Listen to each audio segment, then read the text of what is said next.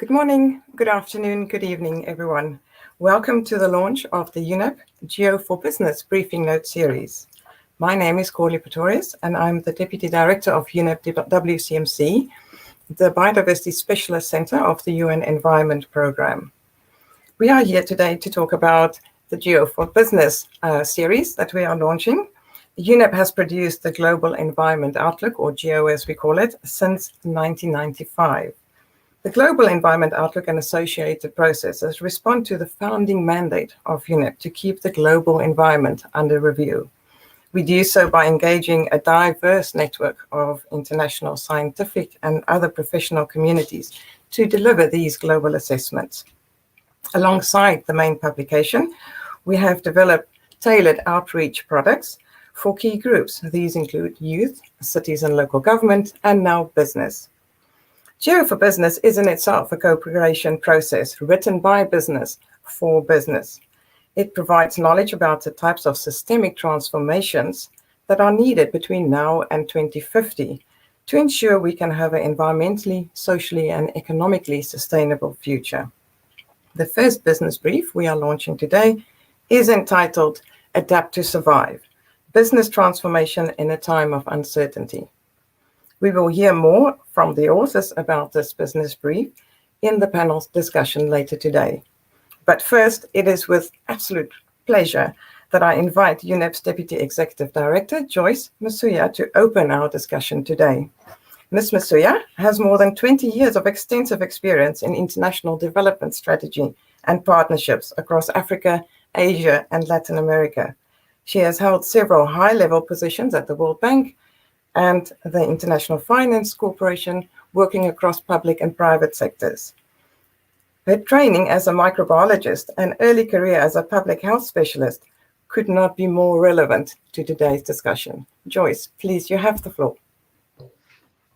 Thank you very much, Corley. Good morning, good afternoon, good evening, ladies and gentlemen. I am so excited to join all of you here today. Your presence is a cause for great hope. It's another sign that the business community has begun to wake up to the existential threat that today's climate and ecological crisis pose to businesses everywhere. It's a sign that some of our economy's most powerful actors understand that urgent change is needed. This is good news because the scale of the threat is unlike anything humankind has ever experienced. The stability that has allowed humankind to prosper for thousands of years is being severely disrupted. There is now more carbon in the atmosphere than at any time in the last 2 to 3 million years. Our hotter planet is supercharging hurricanes and intensifying droughts. It's triggering massive floods that are forcing millions of people from their homes. And this is only the beginning. Climate change has far worse in store. As if this was not enough, humans are also destroying the living world. Massive swaths of forest are disappearing at an alarming rate. Entire ecosystems are collapsing. Pollution and plastic choke our waters. The extinction of plants and animals is happening 1,000 times faster than the natural rate. The reason this matters is that a stable climate and a healthy living world lie at the very foundation of human well-being.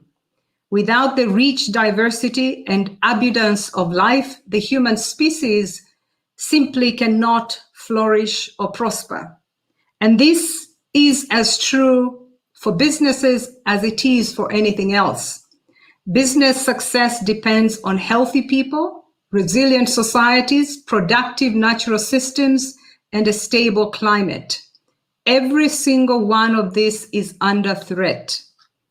So how did we get here? At the heart of the problem is our economic system. We have known for decades that material, linear, fossil fuel-based economic growth is driving the crisis. but we have failed to change the cause. Instead, businesses and governments have simply doubled down on the status quo. We fixate on short-term financial gains. We use economic growth as a synonym of human progress, and we do so even when this harms humanity's collective well-being. Never before have we needed to change so much in such a short time. If we want to prevent economic, ecological, and social decline, then we must build an economy that is regenerative and collaborative, an economy where growth is only valued if it contributes to social progress and environmental protection. This new economy is not dependent on fossil fuels or on extracting resources or exploiting people to create value. It is an economy that places human well-being at the very heart of everything it does. It is an economy that serves everyone, not the other way around. This is where businesses like yours play such a vital role. CEOs and entrepreneurs have the power to steer the economy towards a new model of prosperity. There is tremendous opportunity for those who take up this challenge, who dare to explore, to experiment, and to collaborate. But, and I want to be very clear here, for businesses who fail to transform, only disaster lies ahead. There is a Swahili proverb, I quote, aliye kando haangukiwi na mti, translated as a tree does not fall upon someone who stands aside. The climate crisis and the unraveling of the living world is the falling tree, and businesses that fail to get out of the way will be crushed. As these systemic risks disrupt the marketplace, companies that fail to adapt will find it impossible to attract finance, talent, and customers. With so much at stake, clinging to business as usual is not just risky, but irresponsible. So what can businesses do? The series of briefs we are launching today provide answers. They serve as a guide for businesses that are visionary enough to embark on individual and collective journeys of transformation. Many firms have already set off on this journey, sparking massive change in their sectors. The huge disruption in energy markets is the clearest example, but similar transformations are afoot in food, mobility, fashion, and resource use as companies switch to circular business models that eliminate waste and protect the natural world. We can and must seize this momentum and mobilize public investments to stimulate this transformation. Business leaders who work to bring about this nature positive world and whose businesses thrive as a result will be hailed as the pioneers of the new economy. I hope all of us here today can work together to drive the change we so desperately need. Thank you very much. Thank you so much, Joyce. Thank you for setting the scene so powerfully, for reminding us of the urgency for action, but also the scale of the required transformation. This is really an enormous task that's ahead of all of us, and what we as coming from the United Nations Environment Programme are here to facilitate. Asante Nsana, thank you so much.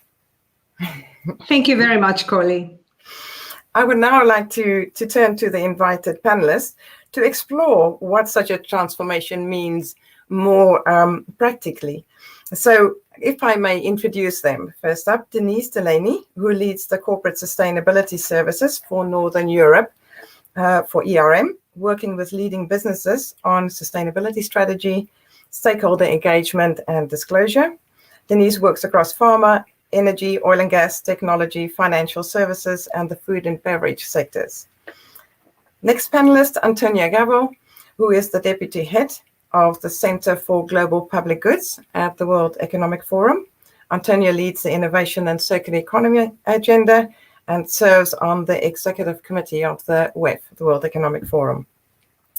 Our third panelist is Libby Lee, an Associate Partner at McKinsey & Company in London, affiliated to McKinsey's transformation and sustainability practices. Libby advises clients on strategy and implementation relating to large-scale performance transformations, that's quite a mouthful, particularly on how to optimize the environmental impact of transformative change. And the final panelist, Dirk Loorbach. Dirk is a professor of sociology, economic transitions at Erasmus University Rotterdam and director of the Dutch Research Institute for Transitions, DRIFT.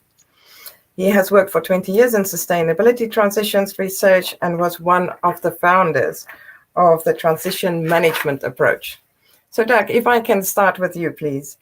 As a co-author of the brief, the current brief, can you give us an idea of the scale of the challenges we're facing? Yes, thank you, Corley, and great to see so many people of the whole world joining this conversation. I think it's the most relevant conversation at the moment. I think also Joyce said it very eloquently already, emphasizing the quite existential challenge we have ahead of us the next couple of years. But before I say something about it, let me first thank UNEP for giving me and my co-author the chance to write this brief. The five of us, Denise is here, Aris, Ben, and Theresia, you can find on the cover of the report. We went through quite a ride the last year in getting this brief with the support of an advisory committee and the Secretariat of UNEP through the whole process and arriving at this moment. So I'm very happy that we're here. And to hear also Joyce summarize the urgency for a transformative change so eloquently. I won't address that. That's clear. The science behind GEO says linear fossil economy needs to end sooner than later. My background is in transitions research, and what we do as transitions researchers is we anticipate the disruptions that come along with these existential ecological threats. On the one hand, we have ecological collapse, climate crisis, but on the other hand, we have the societal response. And what we see more and more is that policymakers, society, but also emerging businesses are looking for alternative ways. So what we have now is a combination of these enormous existential pressures, and we have emerging alternatives and support for alternatives, support for transformative change. And in the middle, we have, let's say, economists, existing markets, existing business, but also existing institutions that really struggle to move out of the way. And we hear a lot of conversations about building back better, and a lot of the investments so far seem to be more about rescuing the economy that is, so the old economy. And what we need, and that's the core argument in the brief, is business and entrepreneurship in policy, in society, to really start exploring alternative ways to produce food, energy, housing, finance, and so on. And that's what we try to do in the brief. Basically, it's an invitation for business to start questioning their existing business model, start disrupting their business from within, and embrace the alternatives that are starting to emerge. Thank you very much, Dirk. In the briefing note, you talk about a nature positive approach or a nature positive model or strategy. What does it mean in practice? Well, there are two sides to the nature positive narrative that we try to bring in. We don't want to bring in a new concept. This idea has been floating around, and it has two sides. We see it as an inspirational direction. So it's not a goal or a model per se, but it's a direction that is like an umbrella direction that captures the spirit of concepts that are already out there, like circular economy, bioeconomy, social economies. There's an emerging movement of alternative economic paradigms and ideas and practices that all are about ways to produce and consume in a way that has a positive impact on nature and people. The second thing that we want to stress with this concept is that we need to move away from reducing negative impacts. So reducing CO2 or negative impacts on the environment is also a way to keep ourselves locked into the existing system. So we make the existing less bad. And what we want, if we want to move to ways to produce food and energy and mobility that have a positive impact. So for any business, this also provides a very concrete starting point. Start to identify where you have negative impacts and start to reimagine how you can move into another direction and become a force of positive impact. Fantastic. And that also responds a little bit to the changing societal values that we are seeing to emerge. So that's a sort of a mindset, a business mindset that aligns with the way that society is also realizing the need for change. If I can move to Libby, Adapt to Survive talks about business transformation. You work making ambitious ideas become a reality. What's your advice to business about how they meet the challenges that Dirk has outlined? Well, I think, I will always answer this question by advising companies to start with understanding the opportunity that nature positive transformation offers them.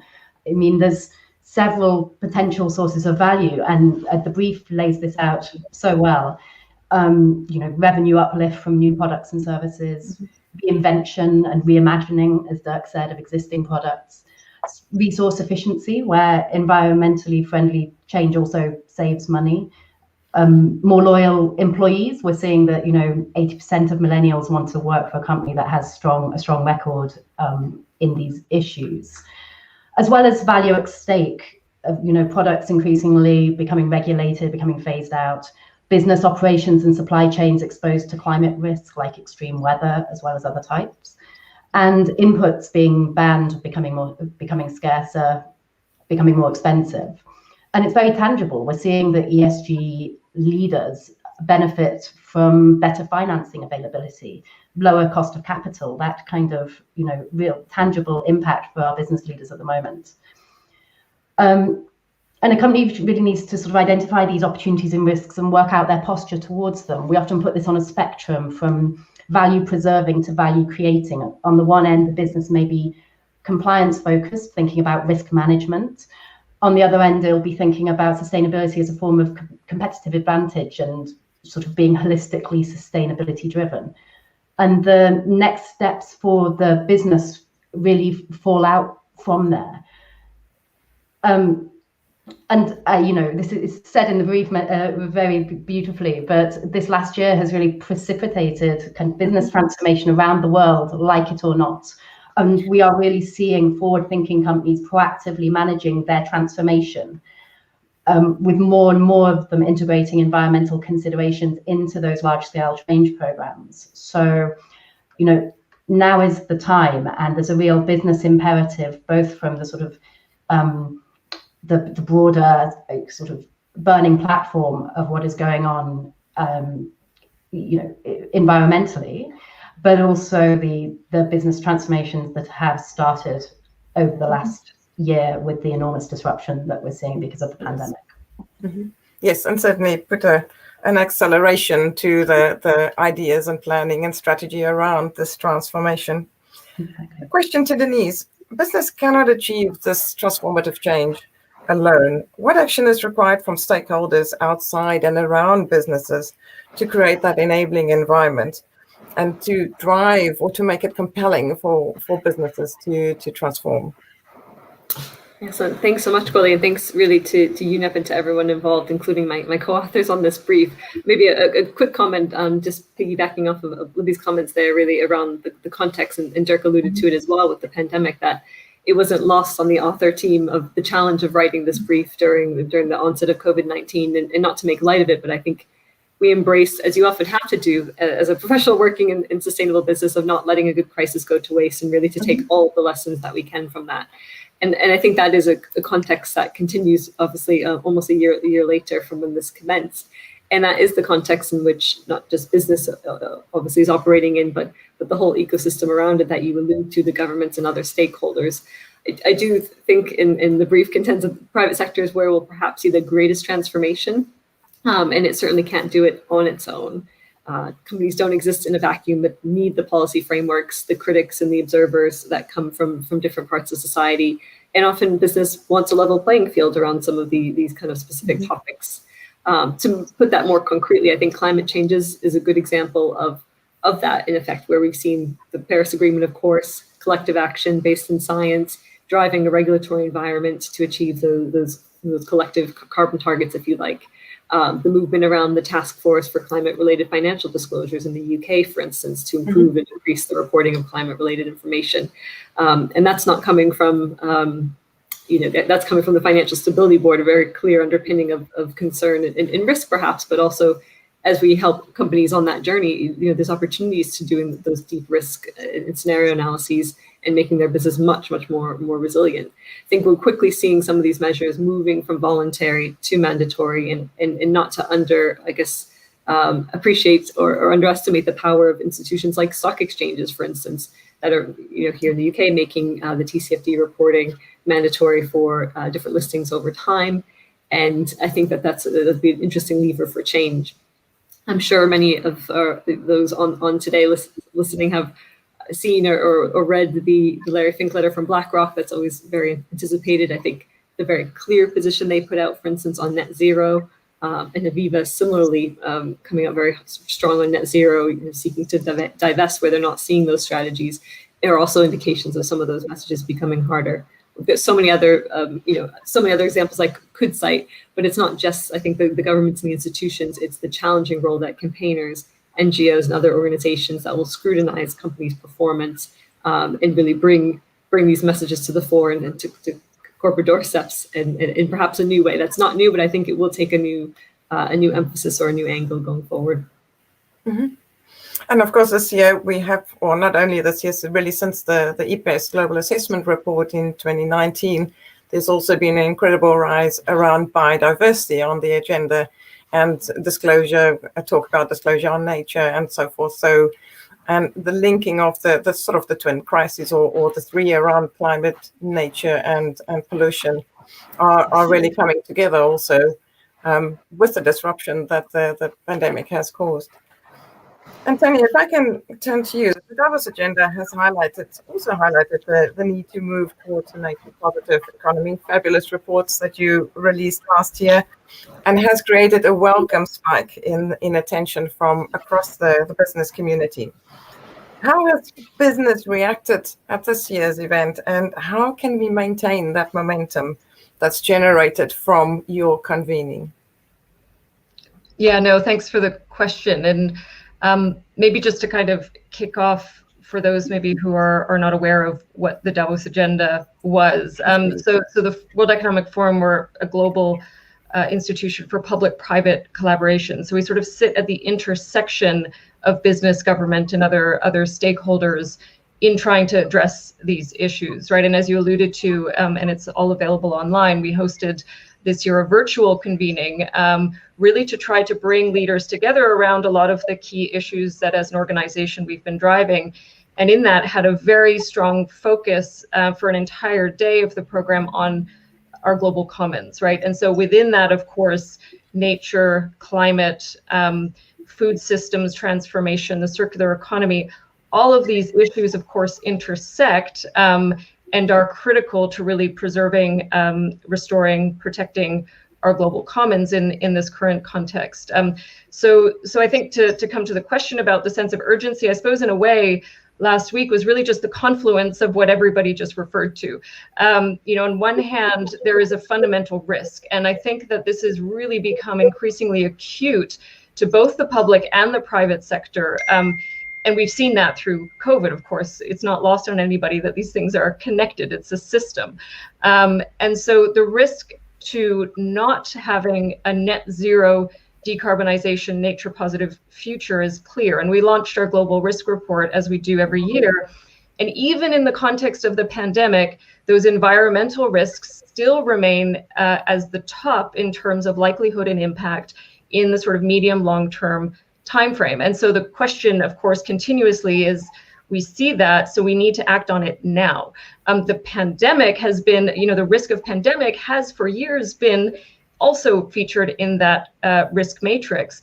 And what it tells us is that even though it's there, it sometimes really takes a confrontation to really address it, deal with it.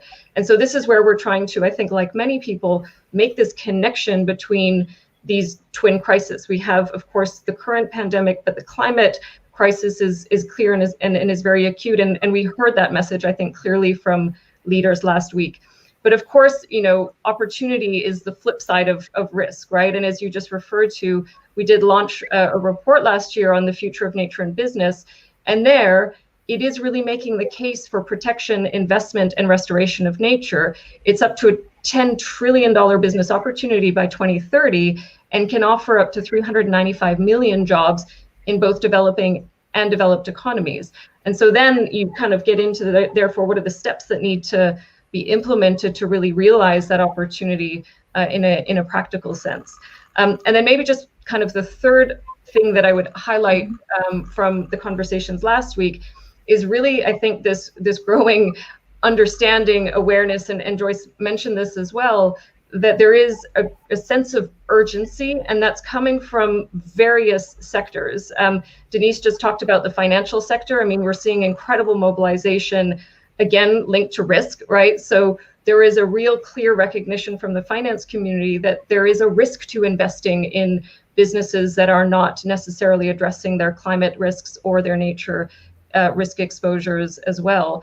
But equally from the kind of broader business community, I think really a growing sense of recognition that this is something that really needs to be addressed urgently. We put out a call, as we did last year, for every single business participant to Davos and Davos Agenda Week this year to take net zero decarbonization commitments before 2050 with a very clear pathway to get there. And I think, again, that's just that constant drive to move this urgency into very specific action.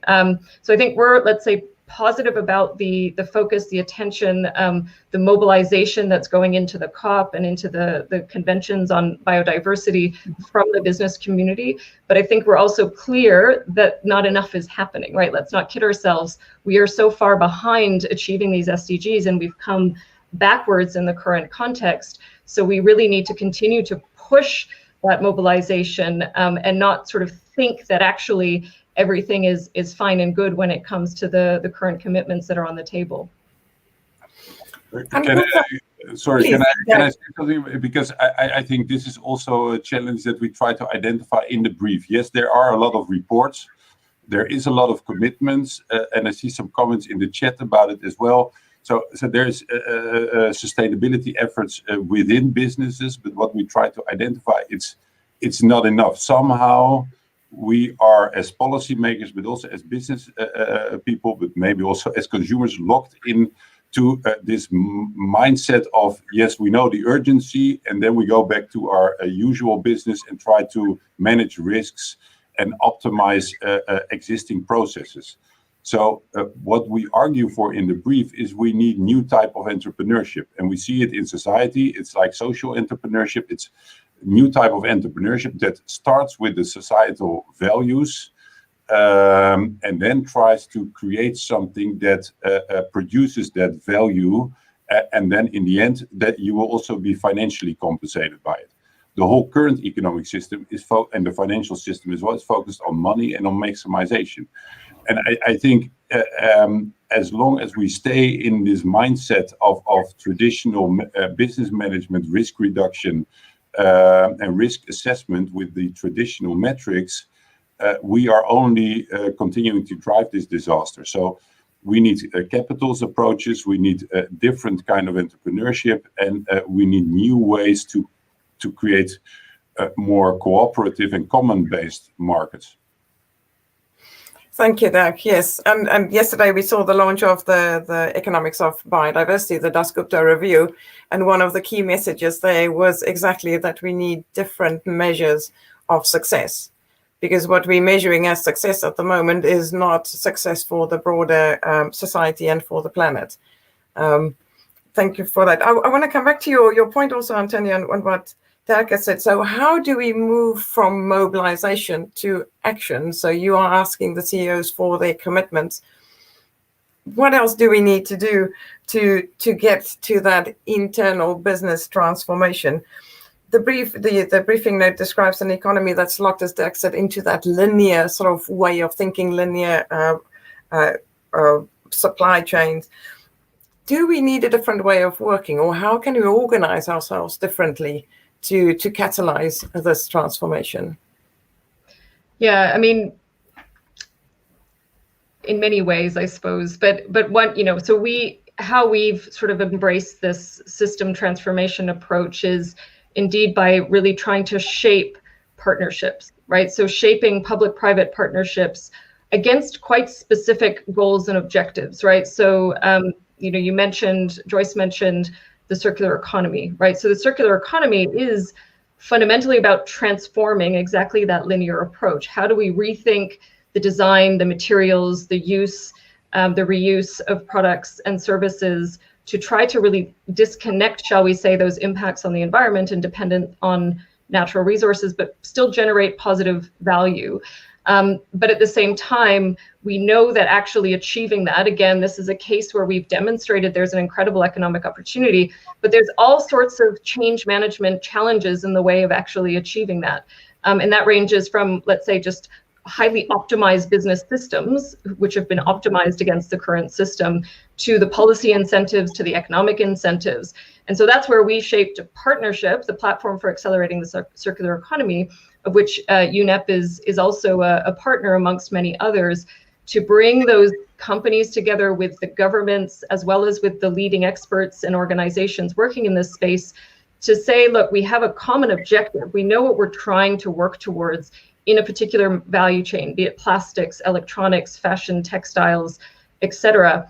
And we almost just need to dissect that value chain together and begin to unpick the barriers. And we start to surface many. And as Dirk referred to, is you have to start to transform that system, because thinking that it's going to happen because we've set a broad target is perhaps a little bit too broad. So you really have to dissect the realities of the system that we have and start to implement very specific policies, very specific targets within the companies, measure those targets, but again, against the vision, which should be aligned with science in terms of achieving net zero decarbonization, nature positive future. So it all comes down to that kind of partnership with that common ambitious goal, track that backwards into clear targets, science-based targets for climate, for nature, track that back into, okay, how do we make that happen in a partnership? Because we know you need the market players and the policymakers to actually fix those challenges.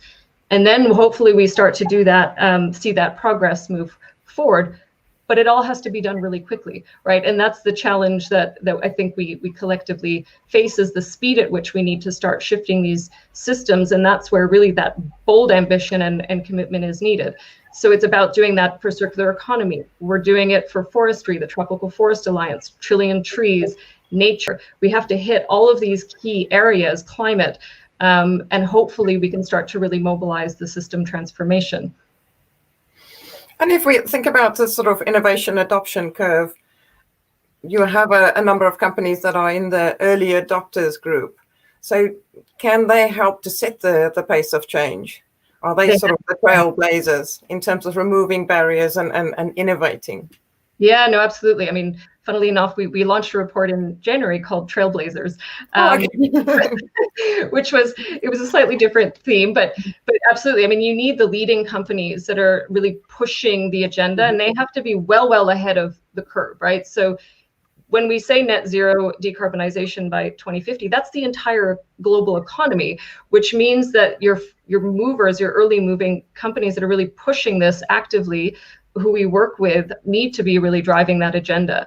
But maybe let me just draw another sector in here, because you just reminded me of, we spend a lot of time working with innovators and entrepreneurs and what we call trailblazers, who are really coming in with innovative solutions, perhaps disrupting the status quo with ideas, solutions, technologies that actually perhaps displace some of the previous ways of doing things. And this is what we need more of, in a sense, to complement those big transformations to traditional systems. So we have a platform called Uplink, which is a completely open source platform, where we are bringing in solution providers, entrepreneurs, trailblazers who are solving for all sorts of SDGs with fascinating solutions. Again, because it's not one big or small segment of the economy that's going to solve it. You need to mobilize all these different actors to make progress. Thank you very much. Back to Denise, in terms of moving from the collective to individual companies, what's the types of shifts and changes that you're recommending to companies to start this transformation, to move out of existing patterns of behavior and organization? Thanks a lot for the great question. Really, we're supporting companies across the whole of their sustainability journey. So that can be from day one, which often means they have ideas, pockets of activity, maybe some of that innovation or entrepreneurship, but they haven't necessarily looked at all of their impacts and really brought that together under a value-adding strategy. So some of those more established leaders, some of those trailblazers, the ones who have been thinking about this for a long time and know that they need to meet the next frontier. So we might be, for instance, helping a company in the first instance understand of all these impacts and issues that they're grappling with, what is truly material to their business, what are the topics and areas that they need to be acting on to really move the needle. But perhaps maybe even more foundationally, again, I don't usually quote Larry Fink in BlackRock so often, but a great line from his letter was, companies ignore stakeholders at their peril. And I think that's at the foundation of a lot of the work that we do. Companies sometimes are not really listening to all of their stakeholders and listening well. And so it's helping them listen to those stakeholder views and figure out what to do with those perspectives. And I think the companies that we see proving to be more resilient are the ones that are able to listen to those stakeholders and adapt, probably in a more on a more consistent basis, or shift their organizations over time than this kind of wholesale transformation that we see needed more broadly. We're also helping a number of companies develop and understand their purpose and their vision. So this isn't about window dressing or value signaling or rebranding here, really thinking about and showing that companies' leaderships understands this company's societal purpose and the role that they have in meeting the needs of stakeholders, and demonstrating through simple statements that you contribute something to society beyond turning a profit, beyond the economic mechanics here. And I think for those sitting in industries where there's clear transformations and transitions underway or needed, giving an indication of the scale of the challenge and then the potential change that you need to make. And what I mean by that is often as well, not only kind of emphasizing or bolstering the positive what they're doing, but recognizing somewhere in there that there is, they may be undermining some aspects of society, and they need to show that awareness of their impacts. More concretely, Antonio mentioned around goal and target setting and how a huge part of what we've been doing, really setting goals that are clear about what they're setting out to achieve, what exactly and by when, and then ultimately how they're going to do that, the kind of roadmaps and plans that are going to get them there.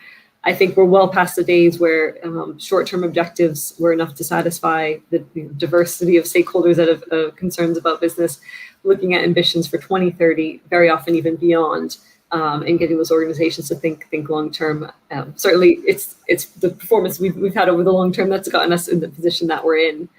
And that's where you get into the hard work of the metrics that need to underpin those goals, and of course, consistent and robust reporting and transparency around those efforts so that you can demonstrate progress. And we collectively can understand, as we know, whether we're on the road to achieving the SDGs or a broader goal, if you like, of a nature positive economy. I think those can all sound like very practical steps, and we hope to provide some practical steps and direction in the brief, but I think really underpinning some of that work is really some big and often existential questions for business. Mm-hmm. You could say in today's world with COVID in particular, how do you keep your people safe? That is a fundamental question that you need to, in your strategy, be responding to. And safety's long been a concern for businesses, but often it's become something they do automatically. It's a table stake. You didn't necessarily have to show to the external world what you're doing so much, that's very much come to the fore. I mentioned climate change and resilience. Getting businesses to think about, if they haven't already, what if you put a price on carbon internally? What would your business results look like then? What if waste didn't exist? What if every material, every phase of existence had and was recognized to have some kind of value? So some of those fundamental questions, I think, are what we grapple with when we're working on topics like purpose and goal setting, for instance. Thank you very much. On the 2030 sort of horizon, it made me think also around that I once read an expression that today's externalities are tomorrow's costs and the future's stranded assets. So in this transformation, we need to face that there's a lot of stuff that's not going to be very helpful by 2030 to be part of our economy, or that will be phased out. So how does companies deal with that? With that sort of internalizing the externalities and moving out of fairly, it's a bit of an unfair question, but fairly difficult situations. And this is why a transformation is perhaps so difficult, because there's inertia in the system. Yeah, absolutely. I mean, even I'd say, thinking back over the last 5 to 6 years, some of the particularly when I think there was a big boom around this concept of externalities and stranded assets really kind of came more to the fore into the mainstream. We've seen some companies in not even the traditional industries associated with those terms turning those questions around. So not even, say, from a fossil fuels perspective, could something that's core to their business become a stranded asset? What would that look like? And I think it is a process that unfortunately has, at least historically, taken organizations time to think about, to mull that over, to grapple with that, with leadership, have those kinds of musings and self-reflection. And then there's those who are maybe been experimenting or piloting, for instance, any of the different methodologies around impact measurement and trying to understand, we had the kind of a blossoming of different environmental profit and loss statements, for instance, which kind of come and go. Some not necessarily a huge wave around it, but I think that kind of experimentation will help certainly to get us there. But it is a very tough question, Corley, how they're grappling with. But Dirk's going to give us a great answer. Then, Antonia. I don't have an answer, just to add a bit to the confusion maybe, but the move towards other types of assessment and impact measurements and making transparent both the negative and the positive impacts, it's happening across governments. The accounting world is getting involved, and in the business community, obviously, also steps are being taken, but we are only halfway there, so it's experimental. But more and more what we anticipate is that governments are going to put a price on negative impacts, are going to phase out the financial support they have for nature negative economies like fossil fuel subsidies. In that way it becomes more transparent. Then they also can start to reward positive impacts. So if you produce food and at the same time restore soil, create value for biodiversity, and support regional economies, that's an investment case, and that's also something governments will likely support. So that shift is coming, and that will create, and that will help to accelerate these sustainability transitions over the next decade, unavoidably. Mm-hmm. Antonia, you wanted to respond to that as well. Yeah, but I suppose just building on both of those comments, I suppose I look to trends, for example, in the growth in renewable energy, right, as a positive signal, in that there was a very clear support investment from governments probably about almost 2 decades ago now to help scale some of these technologies and bring them to competitiveness, to the point now where they are competitive in many markets around the world, and it's actually outpacing fossil investments in a number of cases comparatively. So there's this kind of, again, it comes down to this, let's say, combined dynamic, right? So where there's a support investment push to bring these positive solutions, as Dirk said, to market and back some of that transition, then level sets that against pulling out from some of the less desirable, let's say, investments that are currently part of the portfolio. So I think there's some lessons, obviously, that we need to kind of keep pushing and driving, which are already gaining further momentum from the energy transition, but also, electric vehicles as well. We see massive kind of uptake. And again, it's this combination of that sort of intent, policy support from governments alongside the market moving. And we see huge market players now making bold statements that they will convert to electric vehicles completely. They will do away with combustion engines in the next decade. So these are, I think, really helpful, at least signals to how these market forces need to play together, but ambitiously, right? So it's really about that level of ambition that we can make the progress quickly enough. Mm-hmm. And the combination of incentives really sort of for the entire system to adapt and thrive. Libby, if I can ask you, UNEP's brief calls for business to disrupt from within. So what does it mean for the businesses that you deal with?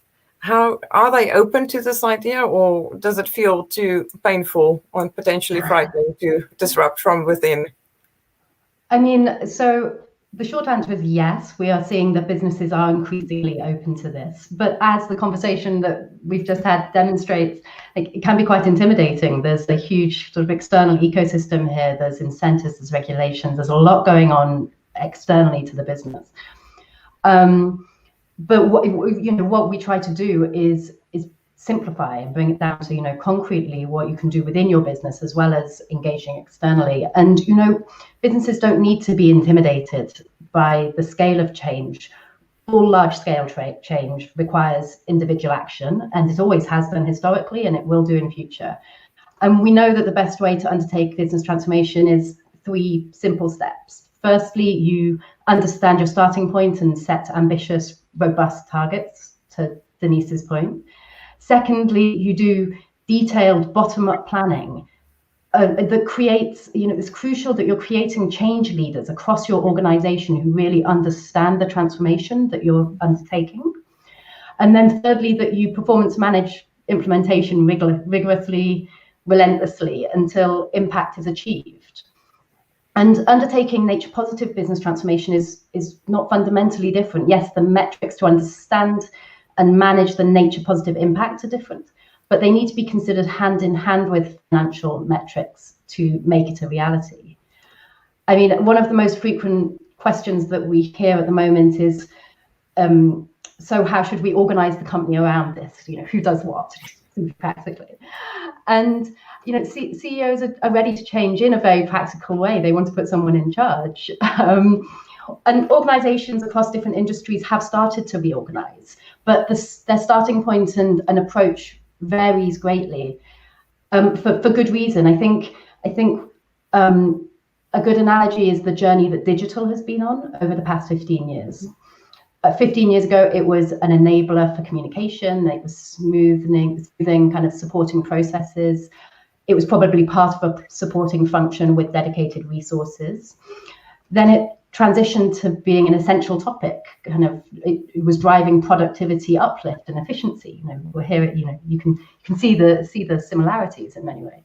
It became linked to operative business units, and I mean, it was still probably somewhat driven and resourced separately to those operative business units, but it was getting more linked in.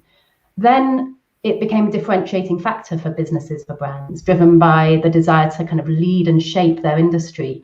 And it was integrated and embedding core strategy, core operations.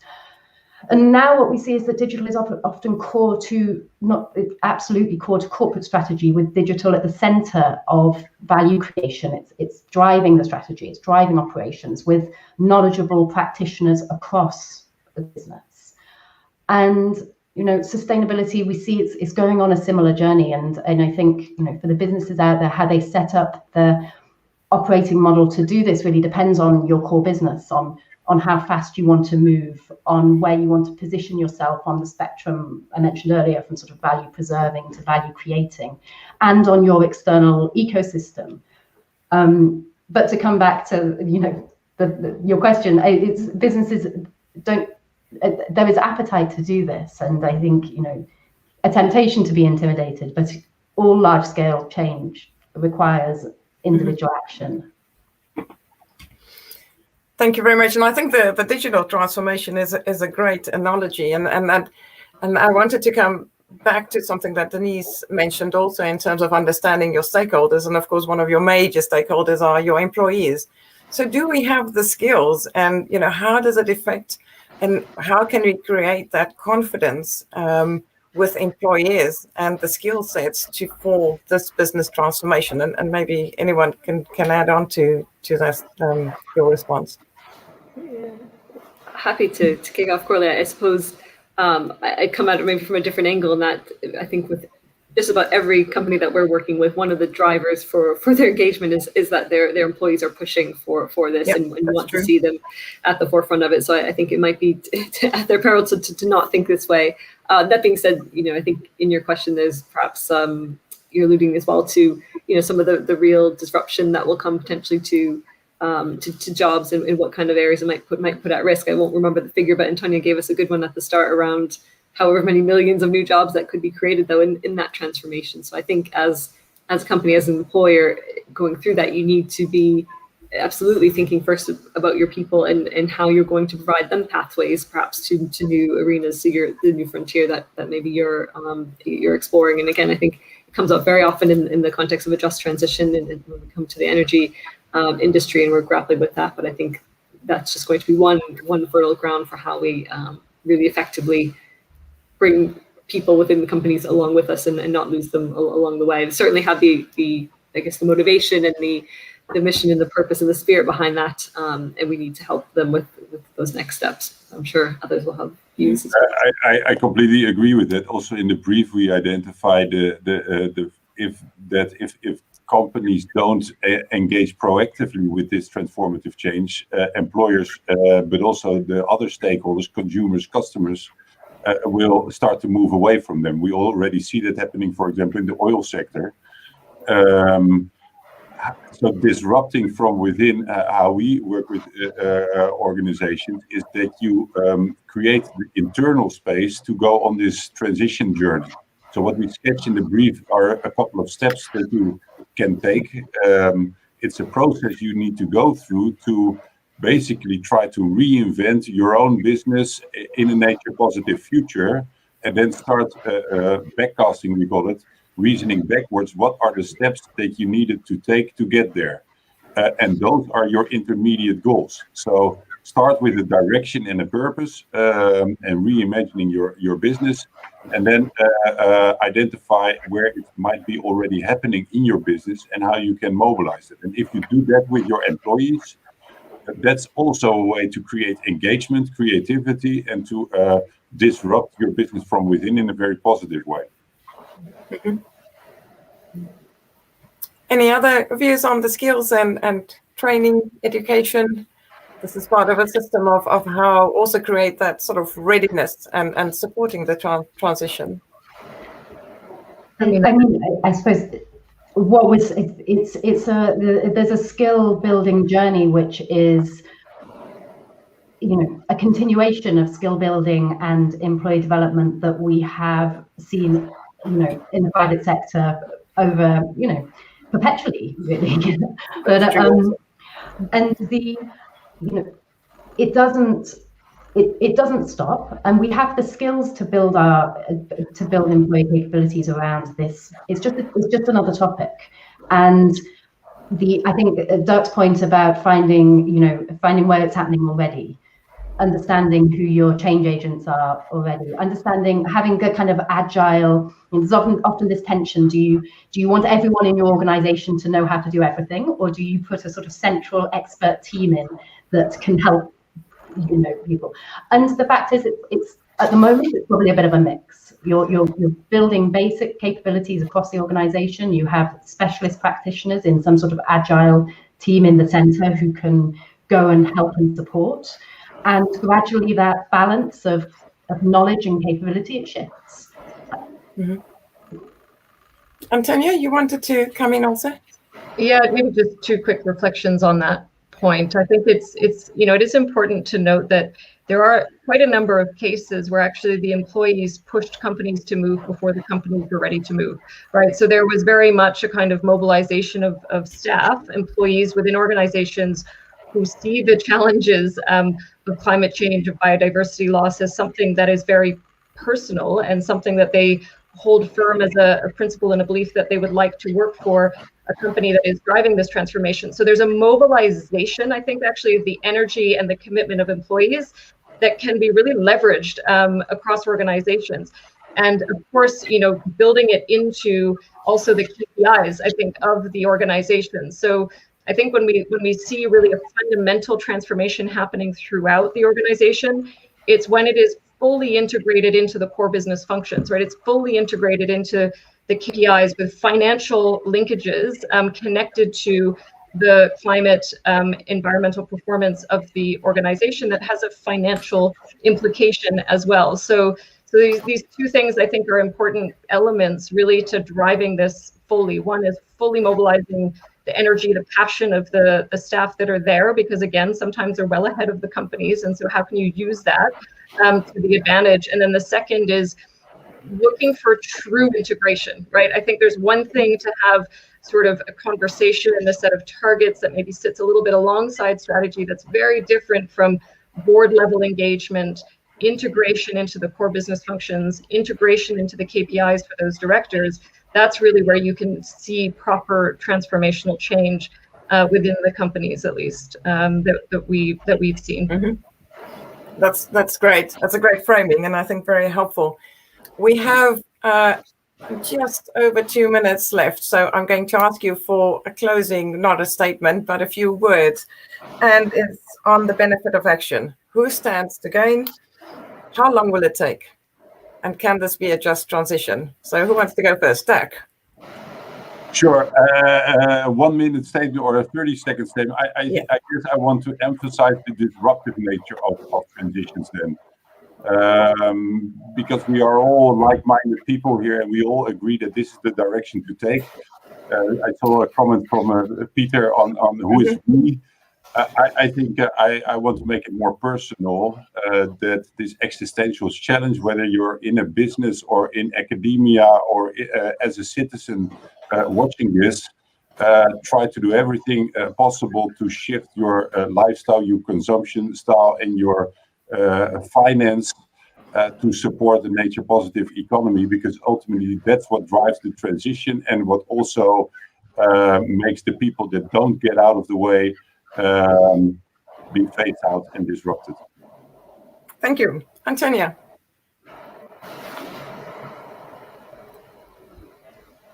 Yeah, so I suppose maybe just in closing, we see that the opportunity is there and is clear. We, I think, all laid out kind of a number of the practical ways in which we can make progress in this space. And I think my closing sort of reflection constantly is a little bit along that disruption pathway, as we've been trying to resolve these issues of environmental impact for decades, and we're not making progress. So we need to disrupt ourselves, I think, as a community, and how we're working and how we're thinking about tackling these challenges. And I guess I take inspiration from a lot of the emerging technology, AI, big data, robotics, the whole transition that we're seeing in the economy at large. How can we take inspiration from that speed of transformation to inspire how we think about this transformation as well? So really thinking a little bit outside the box of solutions to help us fast track how we approach these important issues. Great. Denise? Yeah, I guess to follow the thread here, I think one of the pieces of advice in the brief is, or guidance, is to define success differently. And we ask organizations to define it more broadly, which may be vague, but I think trying to make that concrete into any individual, any organization being able to ask more of the impacts that you're having, ask about that role in the economy, to just challenge it. I think that will maybe help us be individually and hopefully collectively more disruptive, because I completely agree that some of these concepts aren't new, be that a new form of thinking about GDP and nature positive economy. We need to embrace them and run with them very, very quickly now. So let's ask different questions of ourselves. Fantastic. And Libby, last word. That feels unfair. I mean, to answer your question, the businesses that stand to gain, I think we've heard they're the businesses that understand how they're going to create value in not just 5 years' time, but in 10 years and in 20 years' time. And those businesses that line up their R&D spend, their capital spend against that, and engage with their stakeholders about those expectations for change. Different industries are going to move at different paces. Some businesses will capture value by being the first movers, others will capture value by being fast followers, some might be laggards and still capture value. The certainty is that every business will need to transform, and there is a strong sort of reason to move now. Fantastic. Thank you so much. And really thank you to all the panelists. It's been a great discussion. I thoroughly enjoyed that. And I would thank you also for the engagement and the comments in this live session, for everyone that listened and dialed in. Just to say that today we're launching the first in the series, as I said, and over the next months, what's going to come up is also briefing notes on circular economy approaches, on food systems, decarbonization, infrastructure, and finance, as was also detailed in Joyce's remarks. But with that, we're looking forward to continue this discussion and, more importantly, this personal transformation with you and be part of the journey to innovate and to invest in nature. Thank you very much.